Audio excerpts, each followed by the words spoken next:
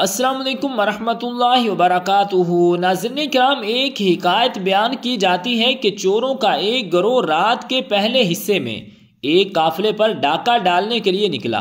جب رات زیادہ چھا گئی تو وہ مسافر خانے میں آئے اور دروازہ کھٹکھٹا کر مسافر خانے کے لوگوں سے کہنے لگے کہ ہم غازیوں کی جماعت ہیں اور ہم تمہارے پاس مسافر خانے میں رات گزارنا چاہتے ہیں۔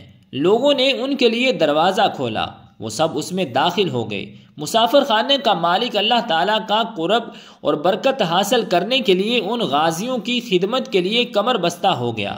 اس کے پاس ایک معذور بچہ بھی تھا جو کہ اپنے قدموں پر کھڑا نہیں ہو سکتا تھا۔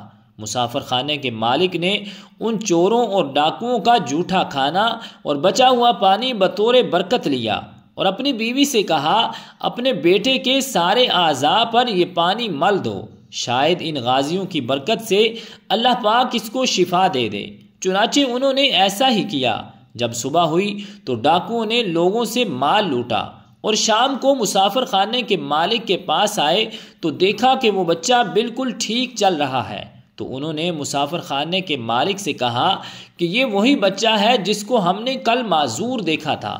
اس نے کہا، ہاں، میں نے تمہارا جھوٹا اور بچا ہوا پانی لے کر اس کو مل دیا تھا، بس اللہ تعالیٰ نے تمہاری برکت سے اس کو شفا دے دی۔ یہ سن کر وہ سب رونے لگے اور کہنے لگے، اے بندہ خدا، تو جانتا ہے ہم تو غازی نہیں ہیں بلکہ ہم تو چور ہیں، ڈاکہ ڈالنے کے لیے نکلے تھے، لیکن اللہ پاک نے تیری اچھی نیت کی وجہ سے تیرے بیٹے کو عافیت بخشی ہے، لہٰذا ہم بھی اللہ پاک سے توبہ کرتے ہیں۔